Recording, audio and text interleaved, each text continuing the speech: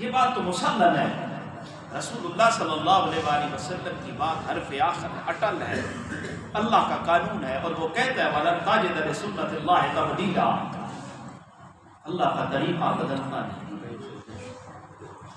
تو میں بات اس نماز کی کر رہا ہوں جس کے بارے میں اللہ نے بارہا مرتبہ قرآن میں کہا ہے نماز کو قائم کر، نماز کو قائم کر، ایک واحد اللہ کا حکم ہے، اور آخر میں یہ کہہ دیا ان الصلاۃ تنہی عن الفحشاء والمنکر، نماز بے حیائی سے روکتی ہے، نماز برائی سے روکتی ہے۔ اب پہلے یہ سوال حل کر لیتے ہیں کہ نماز بے حیائی اور برائی سے روکتی کیوں ہے، اس کے بعد میں اس کی افادیت کی طرف جاتا ہوں۔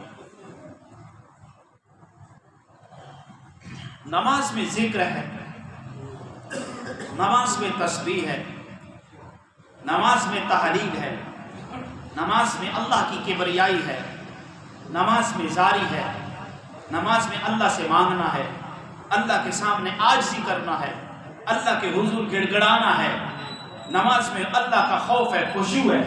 ان وجوہات کی وجہ سے نماز میں انسان کو بے حیائی سے روکتی ہے۔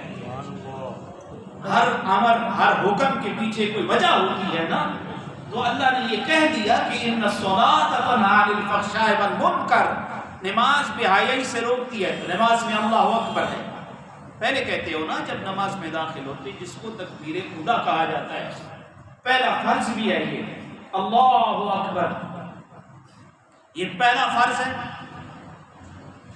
تکبیر اولیٰ اس کو کہتے ہیں۔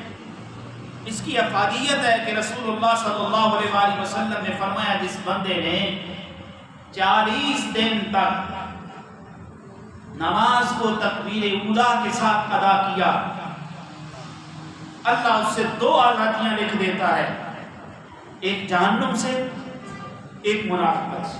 سبحان اللہ، یہ تکبیر اولیٰ کا فائدہ ہے،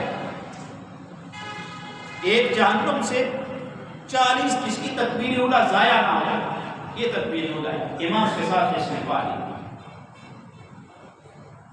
اللہ اس کے لیے جہنم سے آزادی اور منافقت سے دونوں خطرناک ہیں، کیونکہ اللہ نے قرآن میں فرمایا کہ منافق جو ہے وہ جہنم کے سب سے نچلے درجے میں ہوگا، اور جو آگ منافق کو جلائے گی نا اس سے جہنم کی آگ بھی پناہ مانگے گی۔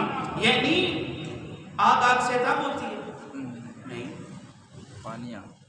پانی سے تنگ ہوتا ہے نہیں، یہ علیحدہ بات ہے، بندہ بندے سے تنگ ہوتا ہے، باقی ایک جنس کی چیز دوسرے سے تنگ نہیں ہوتی۔ پانی سے تنگ نہیں ہوتا، آگ سے تنگ نہیں ہوتی، خوشبو سے تنگ نہیں ہوتی، ایک بندہ ہے جو بندے سے تنگ ہوتا ہے۔ اللہ اس کو ہدایت عطا فرمائے۔ تو میں عرض کر رہا ہوں اس جہنم سے بھی آزادی لکھ دی جاتی ہے ایک تکبیر اولیٰ کے ساتھ نماز پانے کو۔ دوسری بات منافقت سے بھی آزادی لکھ دی جاتی ہے، اور اس ایک تکبیر کا یہ فائدہ ہے کہ جس وقت یہ تکبیر عالم کہتا ہے اللہ اکبر نماز میں داخل ہوتا ہے تو سمندر کی مچھلیاں بھی اس کے لیے دعائیں مغفرت کرتی ہیں اور رحمت کی دعا کرتی ہیں۔ اب امام تو چوڑ میں کھڑا ہے، یہاں پہ کون سا سمندر قریب ہے؟ کہاں پہ ہے جی؟ یہ سمندر نہیں ہے، ڈیم کراچی میں، سمندر کراچی میں ہے، 1000 غالباً کلومیٹر یہاں سے دور ہے، اور سی بیک پہ جاؤ تو کم از کم 18 گھنٹے لگتے ہیں، دوسرے سفر کرو تو کم از کم 24 گھنٹے لگتے ہیں۔ کراچی جانے کے 24 گھنٹوں میں کی مسافت کے اوپر دن رات کی مسافت کی دوری پہ اس سمندر میں رہنے والی مچھلیوں کو کس نے بتایا ہے کہ گوتا کے اندر میرے علی اللہ اکبر کہہ رہا ہے؟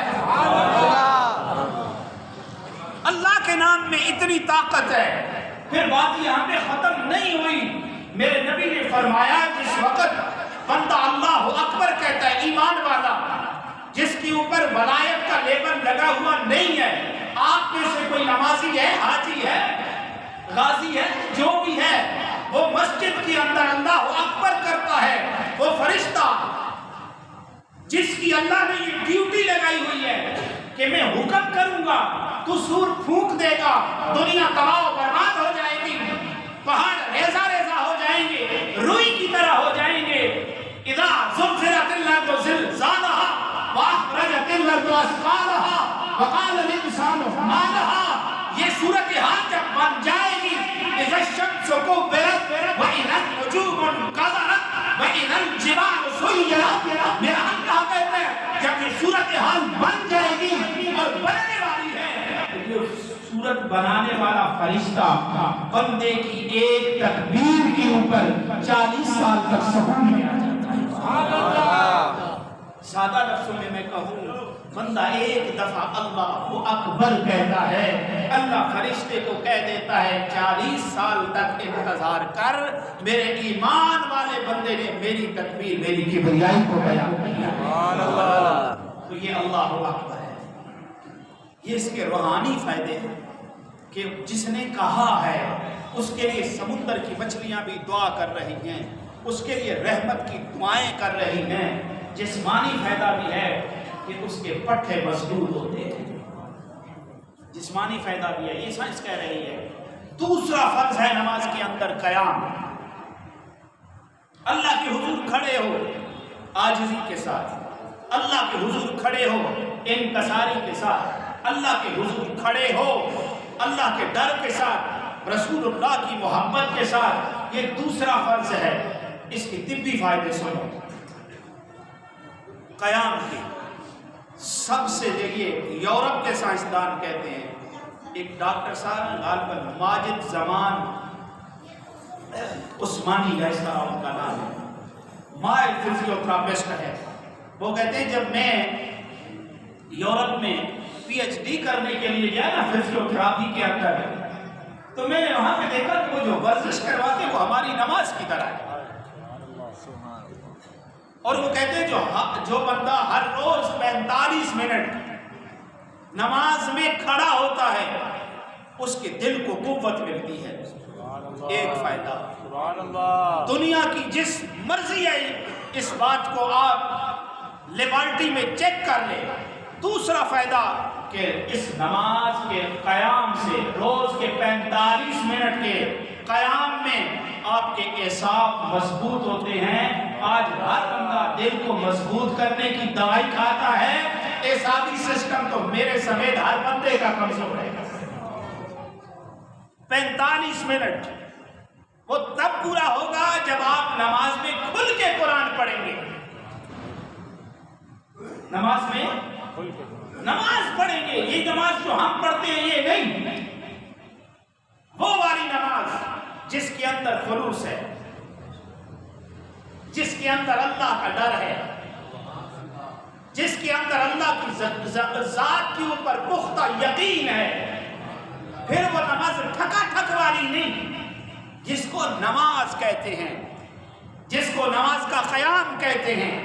اس کا یہ فائدہ ہے آپ کا اعصابی سسٹم کبھی کمزور نہیں ہوگا. اعصابی سسٹم انسان کا کمزور نہیں ہوگا تو مرد کی طاقت کبھی کمزور نہیں ہوگی. 80 سال کا بابا بھی جوان رہے گا. سمجھدار میری بات کو سمجھ چکے ہیں.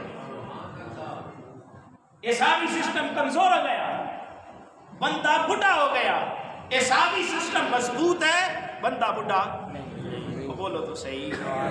وہ جی ہمارے دور میں بابا جی 70 سال کے تھے، انہوں نے شادی کی، اللہ نے ان کو اولاد نرینہ سے نواز دیا. اس لیے بابے کی داڑھی سفید ہوئی تھی. بابے کا اندر کا سسٹم اور روحانی سسٹم بولو تو صحیح نا مضبوط تھا. اندر کا سسٹم مضبوط تھا. یہ نماز میں قیام کی وجہ سے ہوتا ہے. یہ دو اتھینٹک باتیں سائنس کے اوپر، سائنس کی کسوٹی پہ پرکھے جا چکے ہیں. ایک کھڑے ہونے سے دل مضبوط ہوتا ہے. کم از کم 24 گھنٹوں میں 45 منٹ اللہ نے یہ نعمت نماز میں قیام کی صورت میں ہمیں عطا کر دی ہے. دوسرا سب سے بڑا فائدہ کہ انسان کا اعصابی سسٹم جو ہے وہ مضبوط رہتا ہے. یہ نماز میں قیام کا فائدہ. تیسرا فرض کیا ہے؟ پہلا تکبیر اولا، دوسرا قیام، تیسرا رکوع سے پہلے بھی کچھ ہے، تیسرا ہے قرات، قرآن کو پڑھنا. سورہ فاتحہ علیحدہ واجب ہے، 7 سورت ملانا علیحدہ واجب ہے. جب ان دونوں واجبات کو ملایا جائے تو فرض بن جاتا ہے. یعنی نماز میں قرات کرنا، پڑھنا، قرآن کا پڑھنا. اس کا روحانی فائدہ تو یہ ہے کہ جب آپ نماز تہجد میں یا صبح کے وقت نماز میں قرآن پڑھتے ہیں تو اللہ کے فرشتے آ کے آپ کے ہونٹوں پہ بوسے دیتے ہیں. سبحان اللہ. آپ قرآن پڑھتے ہیں، اللہ کی طرف سے فرشتے آپ کا قرآن سننے کے لیے آتے ہیں. جب فرشتے آئیں گے تو رحمت ہوگی، جب شیطان آئے گا تو وبال ہوگا. فرشتے آئیں گے، اللہ دعا کو قبول کرے گا. شیطان اوپر آئے گا، اللہ دعا کو قبول نہیں کرے گا. مجھے صحابی کا نام بھول گیا، وہ رات کو نماز تہجد میں قرآن پڑھ رہے تھے. پاس ان کا بیٹا یحییٰ سویا ہوا تھا، اور وہ جب قرآن کی تلاوت کرتے ان کے ساتھ جب گھوڑا بندھا ہوا تھا، بچہ صاحب سویا ہوا تھا، وہ گھوڑا جمپ لگاتا، بھدکتا، کودتا، وہ اس قرآن کی تلاوت کو آہستہ کر لیتے. پھر جب موج آتے تو قرآن پڑھتے، ورتل القرآن ترتیلا، ترتیل کے ساتھ جب قرآن کی تلاوت کرتے پوری موج میں آتے. گھوڑا پھر جمپ لگانا شروع کر دیتا. پھر ان کو اپنا بچہ یحییٰ یاد آ جاتا کہ کہیں میرے بچے کو اپنے پاؤں کے نیچے روند نہ دے. آپ کی یہ حالت رہی، آپ نے قرآن کو بند کیا، نماز تہجد مکمل کی، صبح بارگاہ مصطفیٰ میں پہنچے. یا رسول اللہ میرے ساتھ یہ واقعہ ہوا، میرے نبی نے فرمایا تو سنائے یا میں سناؤں؟ آپ نے کہا یا رسول اللہ آپ سنائیں. آپ نے فرمایا جب تم قرآن کو پڑھتا تھا، جبرائیل کی قیادت کے اندر فرشتے اللہ کا قرآن تیری زبان سے سننے کے لیے آسمانوں سے زمین کی طرف آتے تھے. جھوٹو فرشتے زمین کے قریب آ کے تیرا گھوڑا فرشتوں کو دیکھتا تھا اور بھڑکنا شروع کر دیتا تھا.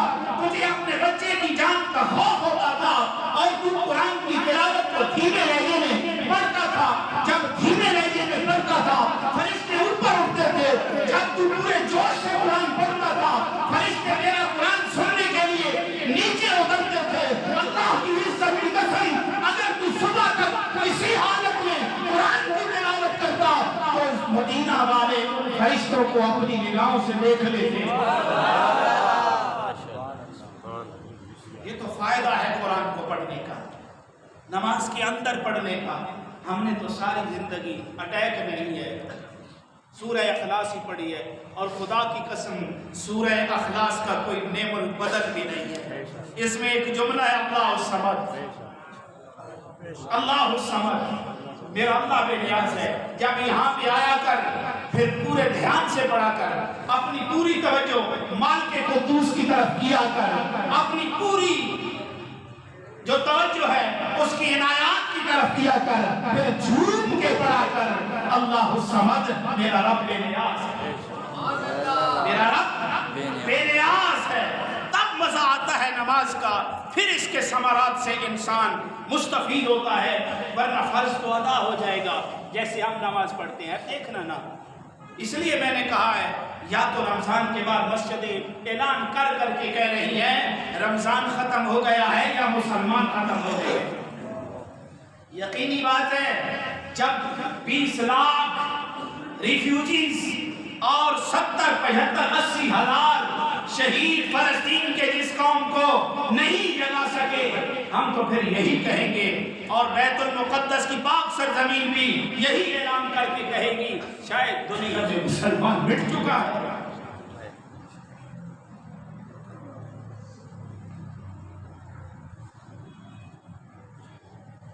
اللہ امت مسلمہ کی غیرت کو جگائے. سب کہو آمین. اونچا کہو اللہ غیرت ایمانی اور قوت ایمانی عطا فرمائے. تو سامعین محترم، اس کے بعد اگلا فرض ہے رکوع. وقت اپنے اختتام کی طرف ہے. رکوع کا طبی فائدہ یہ ہے، جب بندہ رکوع میں جاتا ہے نا تو پورا وجود حرکت میں ہوتا ہے. اور رسول اللہ کا وہ قول صادق آتا ہے، میرے نبی نے فرمایا اپنے کھانے کو اللہ کے ذکر سے ہضم کرو. کھانے کو بولو سارے اللہ کے ذکر سے ہضم کرو. واک شروع کر دیتے ہو اللہ کے وقت و نفل شروع کرو، برکت بھی آئے گی، اللہ دعا کو قبول بھی کرے گا، اللہ فضل بھی فرمائے گا. علیحدہ بیٹھ کے چھپ کے کمرے کے اندر پردے میں نفل تو پڑھ، خدا کی قسم تیری دعا مستجاب نہ ہو. جہاں سے مرضی ہے مجھے آگے پکڑ کے ذرا دیکھ تو صحیح نہ رب سے بڑھ کر کون سمیع ہے دعاؤں کو سننے والا. رکوع میں جا، گھٹنے پکڑ کے تو کہے گا سبحان رب العظیم، میرا رب ہی عظمت والا ہے. اس کی عظمت، اس کی کبریائی، اس کی شان و شوکت تیرے دل میں قلوب و اذہان میں جب پیوست ہو جائے گی، پھر تیرے پڑھنے کا مزہ آئے گا، اس کا دعا کو پورا کرنے میں مزہ آئے گا. سبحان ربی العظیم، پاک ہے میرا رب. جب تو کہتا ہے نا ہائے میرے اللہ، یہ تکلیف میں بندہ کہتا ہے نا. جب مشکل آتی ہے تو کہتا ہے ماں مر گئی ہے، جب تک ماں ہے تو پھر کہتا ہے ہائے نہیں مر گئی ماں. اسی طرح ہوتا ہے پنجابی ہے، جب مشکل میں آتے ہیں پھر انگریزی یاد نہیں رہتی، پھر اردو یاد نہیں رہتی. جب بندے پہ مشکل آتی ہے اندر سے ایک آواز اٹھتی ہے ہائے نہیں مر گئی ماں. یہی آواز ہوتی ہے نا جب سبحان ربی العظیم کہتا ہے اور کہتا ہے ہائے میرے اللہ، اے میرے اللہ، اے میرے اللہ، تو ہی عظمت والا ہے. پھر عظمت والا جو ہو وہ کسی کو نیچے گرنے دیتا ہے. تو اس کا سب سے بڑا فائدہ ہے کہ بینائی کمزور نہیں ہوتی. یہ سائنس کہہ رہی ہے، میں نہیں کہہ رہا. میں تو رسول اللہ کی سنت کو جانتا ہوں اور یہ سائنس کتابوں سے پڑھ کے بتاتا ہوں. یہ سنت کہتی ہے جس نے رکوع لمبا کیا، اللہ کے اس حکم کو پورا کیا، وَرْكَعُوا مَعَ الرَّاكِعِينَ، اور تو پڑھتا ہے سبحان ربی العظیم، اس کی برکت سے، اس رکوع میں جھکنے کی وجہ سے تیری ورزش بھی ہو رہی ہے، اللہ کی نعمتیں بھی جاری ہیں، تو ہاتھ تیری روحانیت بھی پائے تکمیل کو پہنچ رہی ہے، روحانیت بھی مضبوط ہو رہی ہے. اس کی آنکھوں کی بینائی ہوتا ہے نا بعض دفعہ یہ اتنے کمزور ہو جاتے ہیں کہ بندہ اٹھا نہیں سکتا. ان کو کیا کہتے ہیں جی؟ جو بھی کہتے ہیں انہیں، جو بھی کہتے ہیں ٹھیک کہتے ہیں. تو سب سے زیادہ ہے کہ نماز پڑھنے سے یہ مضبوط ہوتی ہیں، آنکھیں بینائی مضبوط ہوتی ہے. اگلی بات سنیں، حرام مغز جب کمزور ہوتا ہے یا بیماری کا شکار ہوتا ہے، احساس سن ہو جاتی ہے، ٹانگوں کا فالج ہوتا ہے. خدا کی قسم یہ سائنس کہتی ہے جس نے رکوع لمبا کیا اسے اس کی ٹانگوں کا فالج نہیں ہوتا. جس نے رکوع لمبا کیا اس کے گردے کبھی ختم نہیں ہوتے. جس نے رکوع لمبا کیا اس کو دماغ کا فالج نہیں ہوتا. یہ سائنس کہہ رہی ہے، میں نہیں کہہ رہا. یہ اس کی افادیت ہے. ہمارے اوپر تو دنیا سوار ہے نا، ہم تو دنیا کے متوالے ہو چکے ہیں. اگر یاد ہو تو میں نے عرض کیا تھا پیغمبر بیچ میں موجود ہوتے تھے، قوم شرک میں لگ جاتی. پیغمبر بیچ میں موجود ہے، قوم خدا کو چھوڑ کے خود ساختہ بت بنائے ہوئی اپنے ہاتھوں سے ان کے سامنے جھک جاتی تھی. ان کے دماغوں میں بت پرستی سوار تھی. آج کے مسلمان میں پیغمبر کا سارا مواد موجود ہے، لیکن مسئلہ کیا ہے؟ دنیا پرستی سوار ہے. مولوی بھی پیسے کے پیچھے، پیر بھی پیسے کے پیچھے، ہر آدمی سیاستدان بھی پیسے کے پیچھے، جس کو افسری مل گئی وہ بھی پیسے کے پیچھے. حرام حلال کی تمیز نہیں. اس کی وجہ کیا کہ ہمارے دل و دماغ پہ اس وقت دنیا سوار ہے، اللہ کا خوف نہیں. خدا کا خوف اٹھ چکا ہے. مسجد میں بیٹھنے والا مولوی ہو اور لوگوں کی جیبوں پہ نظر رکھے، اور ظالم اللہ کے گھر میں بیٹھ کے اس رب سے مانگنا جو ساری مشکلیں دور کرنے والا ہے۔ اور ایمان اتنا کمزور ہے، گلی میں بیٹھا ہوا بورڈ لگایا ہے اپنی قسمت تبدیل کروا لے، توجہ میری طرف، جی حاجی صاحب ماشاءاللہ فلاں بابا قمیض بڑے دعوے کرتا ہے جی، زندگی میں تبدیلی آ جاتی ہے۔ وہ ظالم تجھے اتنا احساس نہیں رہا، تبدیلی کون لاتا ہے؟ اللہ لاتا ہے۔ تبدیلی کس سے آتی ہے؟ قرآن سے آتی ہے۔ قرآن تیرے گھر میں پڑا ہوا ہے، مٹی سے اٹا ہوا ہے، تو اس کو دیکھنا گوارا نہیں کرتا، گندے پانی سے غلیظ جس کو نماز کا ایک لفظ نہیں آتا تو لکھے گا خاک کے کام میں تبدیلی آئے گی۔ توجہ ہے نہیں ہے؟ ناراض تو نہیں ہو رہے؟ ہو جائے تو میں بھی مجبور ہوں، کہیں میں نے جواب دینا ہے۔ آپ سے جان چھوٹ جائے گی، وہاں پہ جان چھوٹے گی نہیں۔ اس لیے مسلمان کو اللہ سے ڈرنا چاہیے، مسلمان کو اللہ کی ذات پہ توقع رکھنی چاہیے، اور اتنا یقین تو ہونا چاہیے نا کہ میں امتی کس کا ہوں۔ رسول اللہ کے صحابہ جنگل میں ڈیرا لگائیں، رات کو جنگلی جانوروں سے مخاطب ہو رہے، آج محمد کے غلاموں نے یہاں پہ رات گزارنی ہے۔ صحابہ کہتے ہیں ہم نے اپنی آنکھوں سے دیکھا جنگلی درندے بھی اپنے بچوں کو منہ میں لے کے ہماری نظروں کے سامنے بھاگتے چلے جا رہے ہیں۔ اگر وہاں پہ وہ فیض خدا مصطفیٰ کا تھا تو یہاں پہ ٹھنڈا کیوں ہو گیا؟ اس کی وجہ یہ ہے ہم نے دین کو چھوڑ دیا۔ دیکھنا نا، نماز کے بعد ہم ایسے نکلیں گے جیسے ہم کیا نام ہے قیدی سوچار جو ہے وہ کہ جیل میں پڑا ہوا، ایسے نکلیں، اس طرح بھاگیں گے۔ رسول اللہ نے تو فرمایا فَإِذَا قَضَيْتُمُ الصَّلَاةَ فَاذْكُرُوا اللَّهَ قِيَامًا وَقُعُودًا، جب تم اللہ کا ذکر کر چکو، نماز پڑھ چکو، فَإِذَا قَضَيْتُمُ الصَّلَاةَ، جب تم نماز پوری کر چکو پھر اللہ کا ذکر کرو۔ اور مومن اللہ کے گھر میں بیٹھ کے ایسے خوش ہوتا ہے جیسے مچھلی اور پانی کا آپس میں تعلق ہے، اسی طرح ایمان والے کا مسجد کے ساتھ اور آپس میں تعلق ہے۔ اگلا فرض کون سا ہے؟ ٹائم میرا خیال برابر ہو گیا، یہیں سے میں بات کو شروع کروں گا۔ دعا ہے اللہ تعالیٰ ہمیں فہم عطا فرمائے۔ میری آپ سے گزارش ہے کہ عمران بٹ بھائی بیمار ہیں، ان کے لیے آپ نے خصوصی دعا کرنی ہے، عمران بٹ کے لیے اللہ تعالیٰ خیر عطا فرمائے۔